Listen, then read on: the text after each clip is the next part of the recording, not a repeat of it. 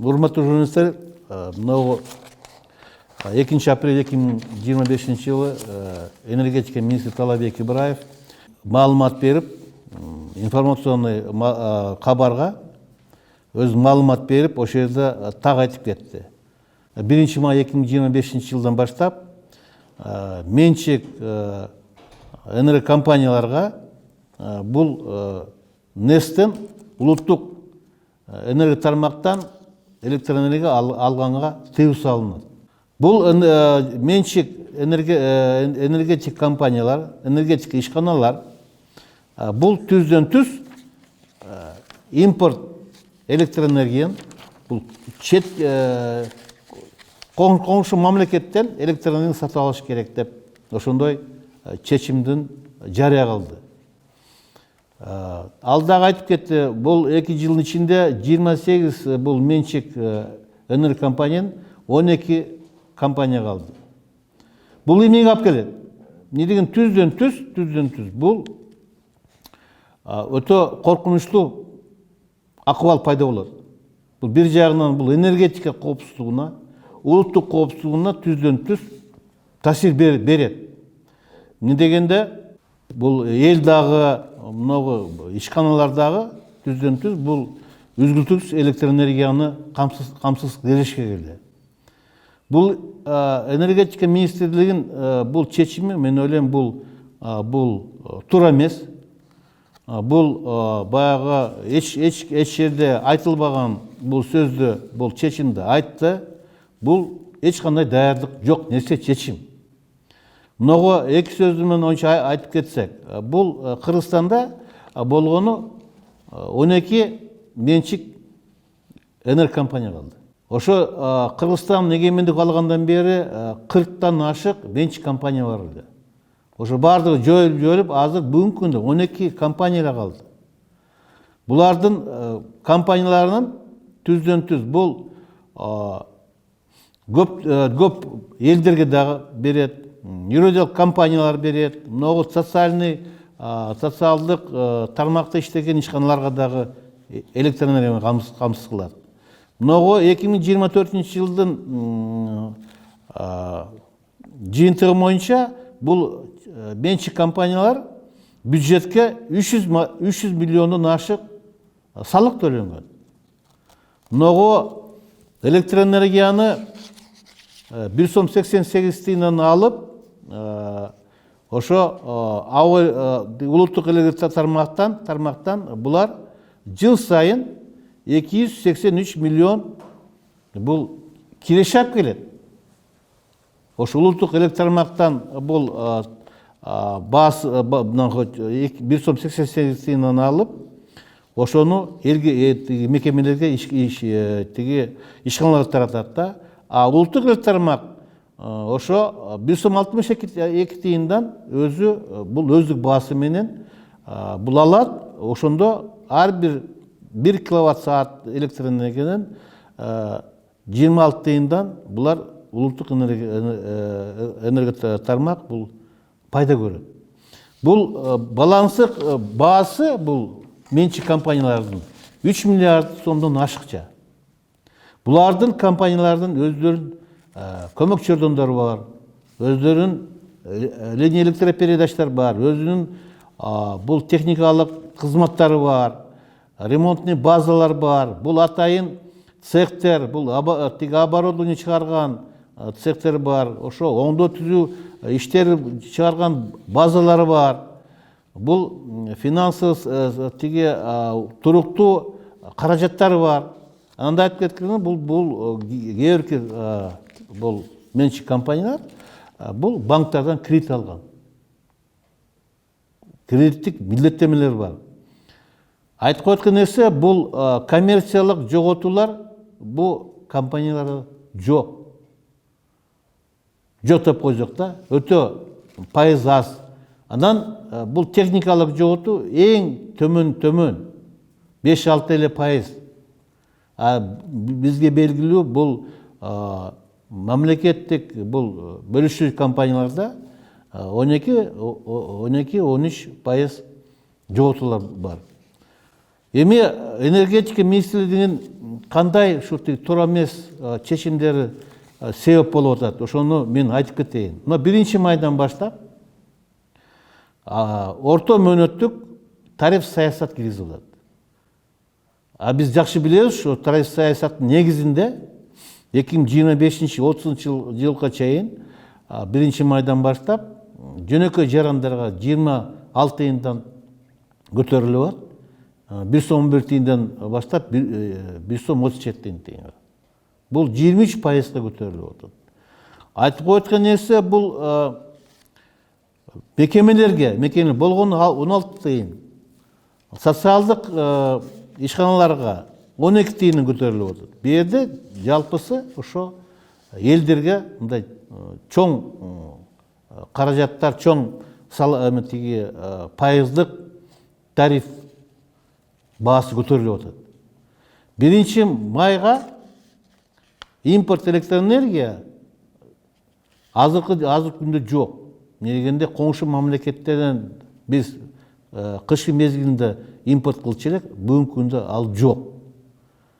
1-июндан баштап кайта биз электроэнергияны коңшу мамлекетке сата баштайбыз, экспорт кыла баштайбыз.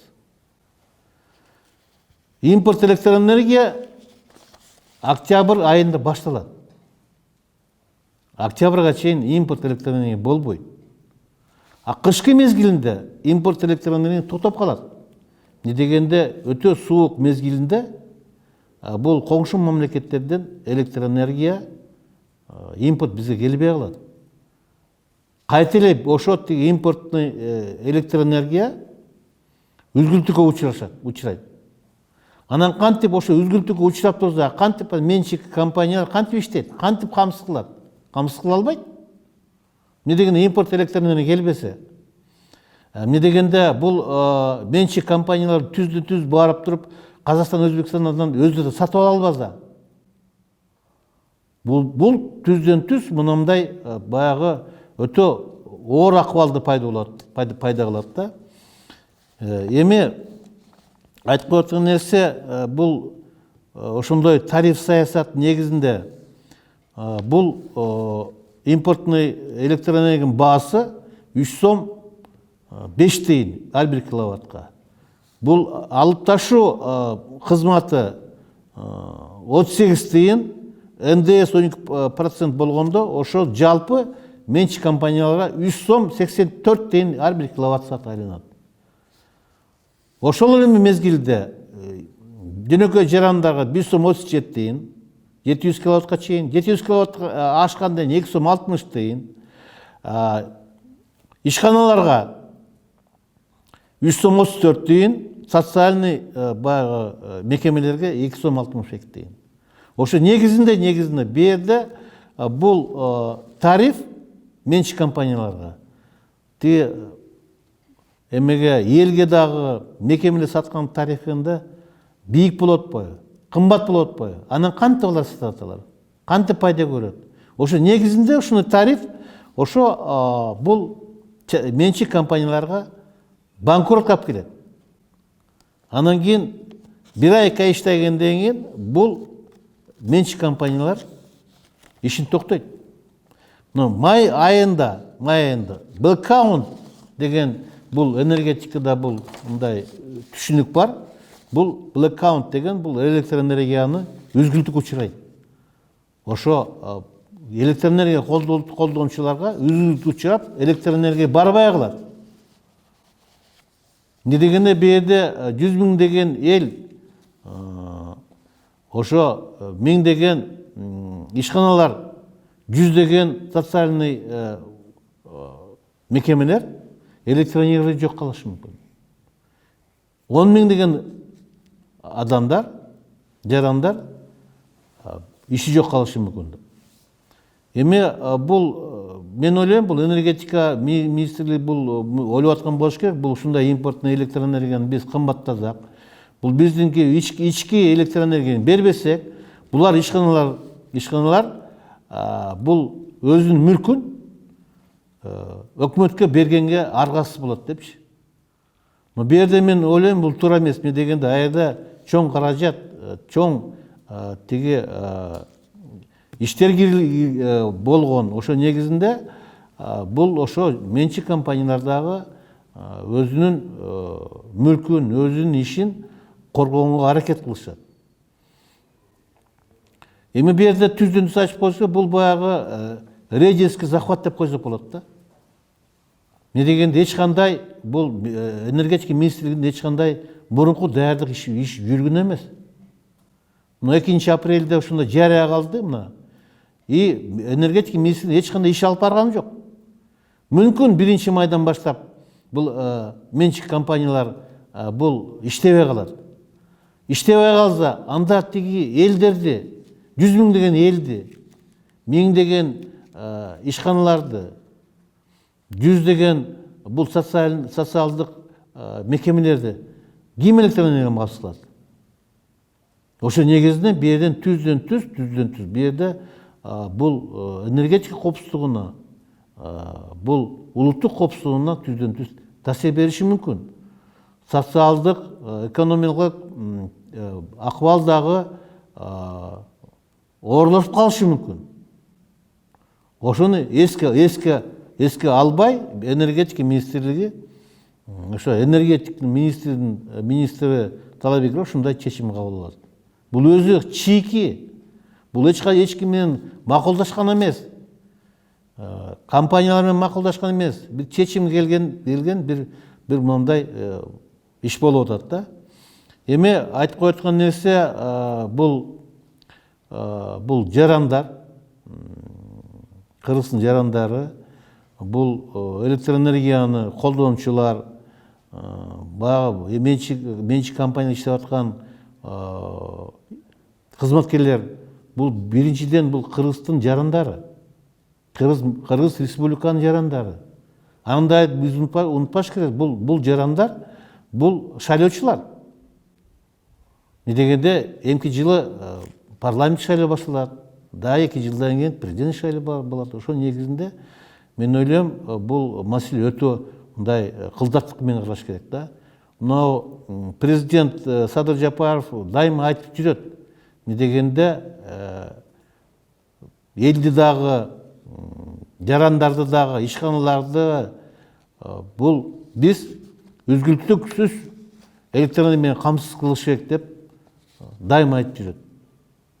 Анан мен ушундай мүмкүнчүлүгүн пайдаланып Садыр Жапаровго бир кайрылып кетет элем. Сиз чыккан буйрун негизинде 24 июль 2023 жылы 178 тиги Кыргызстанга энергетик тармакка өзгөчө кырдаал киргизүү боюнча ошо буйрук болгон. Ошо буйруктун негизинде ошо жоопкерчиликти министр энергетика Талайбек Ибраев ошону жүктөлгөн, ошо баарын жооп берет.